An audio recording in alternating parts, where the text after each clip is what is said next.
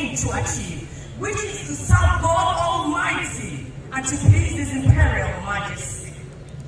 Do not see one department more superior or better than another department. No, we have to work in one accord.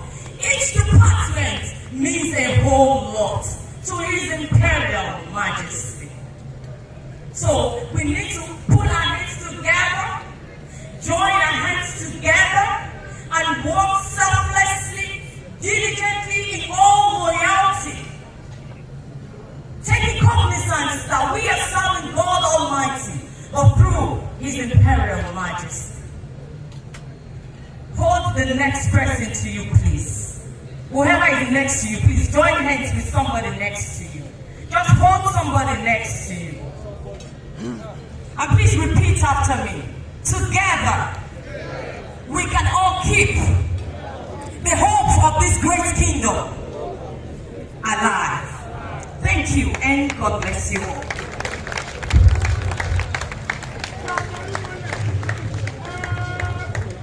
Tí wọ́n ti bá dùn dáadáa nídè ẹ̀jẹ̀ bá pàtàkì dáadáa fún olórí Temitope Adéṣẹ́gun Ògúnwùsì. Ẹ̀yin náà pé gbogbo ṣe dùn lẹ́nu. Díje ó di jẹ́ sọ̀rọ̀ mi. Ọ̀rọ̀ tí mo fẹ́ sọ̀rọ̀ náà ní yóò yíwọ́.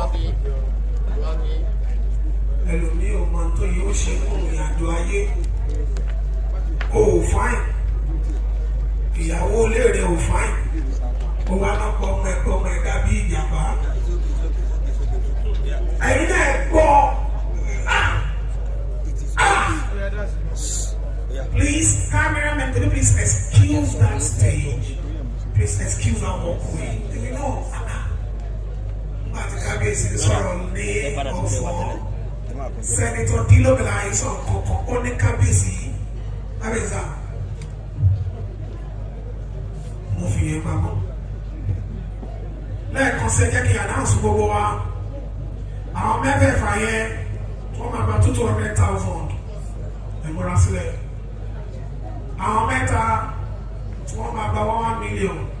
Ẹ̀mọ́ra sílẹ̀. Ẹni tó rí ẹ̀ máa bá ṣe tó máa gbé mọ́tò lọlé kó múra sílẹ̀.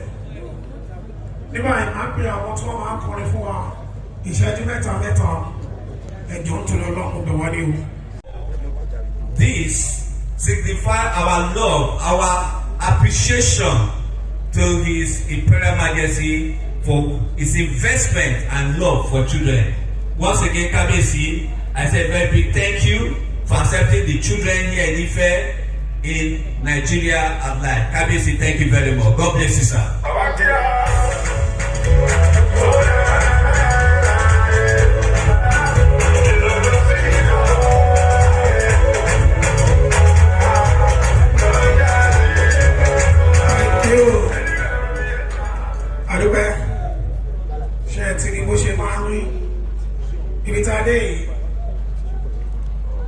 Kábíyèsí pẹ̀lú àṣẹ ìmọ̀ kí gbogbo àwọn sọ̀rọ̀sọ̀rọ̀ náà tí ọjọ́ iṣẹ́ náà fi mo ti rí kásálàó mo ti rí ẹ̀tìjàkóso mo rí pé ìwádìí mo rí gbogbo wọn mú kí wọn ẹ má bínú ó yẹ kẹ́ ẹ rántí ẹnìkan ìkásálàó mo kí ẹ o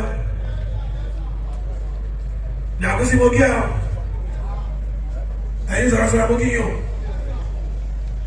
Àwọn àjẹkọ́jẹ́ mi ṣùgbọ́n kì í ṣe èmi mi ò gbọ́dọ̀ bẹ́ẹ̀ níbi tá a wà yìí Mr. Chooks lẹ́yìn tí Mr. Chooks máa ti ẹ̀kọ́ tó fẹ́ ṣe àwọn àgbẹ̀ ìyá wa tí wọ́n jẹ́ the deputy convener of Overlife láti wá bá wa sọ̀rọ̀ kó tó di pé èmi gangan wà wá pé olórí aládé gbogbo bàbá ní èmi ní bàbá ọ̀kan ní ẹ ti jẹ́ bàbá láíláí ìbí làwọn máa dúró sí táwọn ti máa pé àwọn táwọn máa pè èmi ọkọ̀ máa fàjà sàsì gbogbo ẹni tọ́lọ́mbà ṣàtọ́lọ́mbà pè tó yàn ẹ̀jọ́ o èmi mọ̀ fi ògo tèmi lẹ̀ kẹ́lẹ̀ lílo ní o kì í ṣe pé tẹ̀ bá gbowó tán wọ́n fẹ́ mú mi mo nínú fún mẹ́lò mi bí ọlọ́run ṣe bàbá wa làwọn olókàn yìí wọ́n fẹ́ mú mi ọtúbà mo nínú ẹgbẹ́ lómi mo sọ.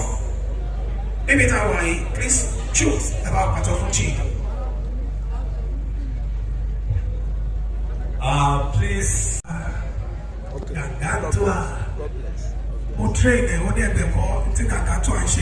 Thank you very much. Ultima Moses Olafere, you've been a wonderful mentor. Ẹṣé níbi tá a wà yìí, a fẹ́ kí gbogbo àwọn tó ń ya fọ́tò yẹn kọ́ jẹ́ kí bàbá rí wọn. Gẹ́gẹ́ bí mo ṣe kéde, bàbá kábíyèsí ní kí n ṣe léyìí.